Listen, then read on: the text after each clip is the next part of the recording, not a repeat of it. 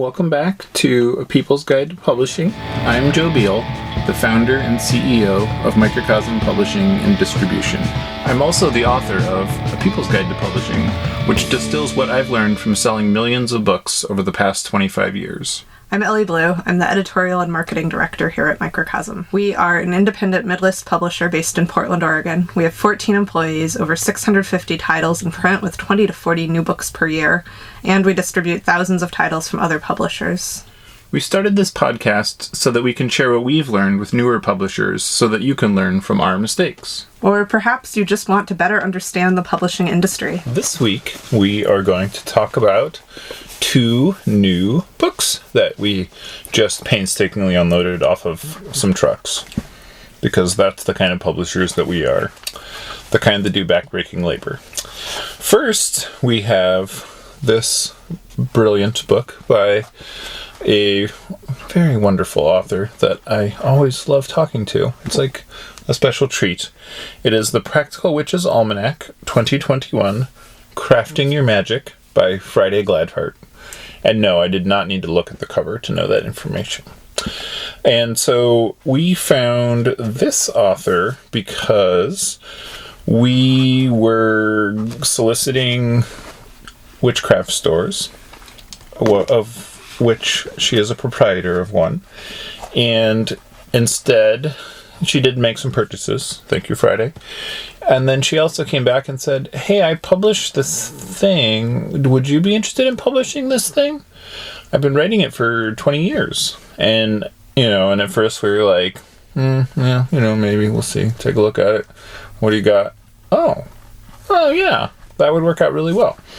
And we took the first paperback as a drop-in, which means there's no prior announcement. We just send them to print, get them back from the printer, and we're really relying on the author's network to sell them.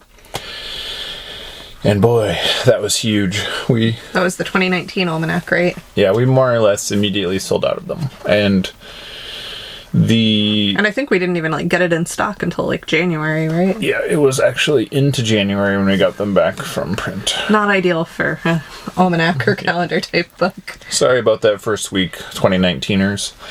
And then last year we ramped it up. We printed twice as many. We were like, this is wild. And then we actually had to reprint that same number 4 more times. And I think of those we have a little handful around here somewhere, but not very many, I would like to clarify. Under 100, let's say, remaining.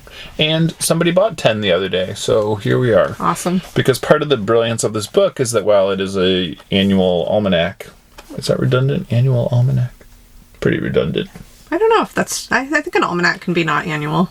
The redundancy department of redundancy tells me that it may or may not be. Mm.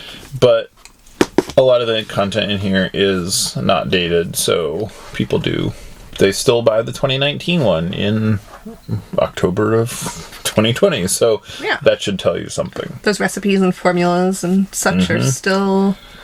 And it is cool, and because it's non-denominational, so it is also entertaining that we get, I wouldn't say hate mail, but we get... whatever the opposite of fan mail is, trying to explain that there are things that... Man fail. Yes, there is occasional man fail, explaining that the ideas expressed in this book are wrong because they do not align to particular sects and faiths' viewings of these ideas. So that's always interesting. The thing I like about that book the most is that Friday's a scientist and a mathematician. So it is and I think this is the core value that it offers as opposed to other almanacs, is that it's all mathematically correct. All of her charts and readings and so on are derived by science for that year. And then she also has an easy fudge recipe and advice about candles and runes and crystals. And then she has National Strawberry Rhubarb Pie Day, as well as more traditional pagan holidays are noted in there. But Rhubarb Pie Day is a pagan holiday. It is now. And it was very charming that when she found out we were bicyclists, she included all those and got really excited about researching any bicycle themed day of the year. And then I kind of had to be like, well, most of that isn't really. She's like, no, but you could make it a fun thing that you make your own.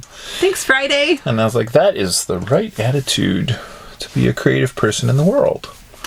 So another fun thing that you can make your own is the latest edition of Bikes in Space, Feminist Bicycle Science Fiction. Dun dun dun. I believe this is the 7th one? I think it's the 8th. I don't know, the 8th one is cats, and then the 9th is witches. What would I know? But the newest one is the 7th one, which is Trans-Galactic Bike Ride. This one has a guest editor, Lydia Rogue, who also is Microcosm's publicist. But they pitched this to us when they were still an intern, I believe. And they worked so hard on this, and it came out so well. It is science fiction and fantasy stories by, about, and for transgender and non-binary people, all featuring bicycles. And they also got a story from a pretty famous author, Charlie Jane Anders. I really love her books. I haven't actually read her story in here yet. I'm still working my way through it. I get a little emotional every time I start to read it. But really, really proud of this one entry into the science fiction canon, and it was nominated for a Stonewall Award. Super exciting. So we are gonna... so we have Trans-Galactic Bike Ride, edited by Lydia Rogue, feminist bicycle science fiction stories of transgender and non-binary adventurers. And I think there's like 10 or 11 stories in here, maybe 12. There's a lot of stories. It's good. They're all good. And while there's been a tragic lack of man-fail for this title, there are many touching, heartfelt letters that say that this is the first book that they've ever read that they found themselves in. Which is what it's there for. Right. Yeah, you might say, is the purpose of this book existing. Yes. For people to find themselves in it. So that's been a really neat thing to see. And, two very similar, yet very different, cool books that we made for the world. Until next week. Thanks for joining us once again. Please send your questions to podcast@microcosmpublishing.com so we can answer them on future episodes. And please give us 5 stars on iTunes and everywhere else that podcasts are reviewed. You can find us on the internet at microcosm.pub. On Twitter at Microcosm. On Facebook at Microcosm Publishing. On Instagram at Microcosm_pub. And here in Portland, Oregon on North Williams Avenue. Thank you so much. Have a wonderful week.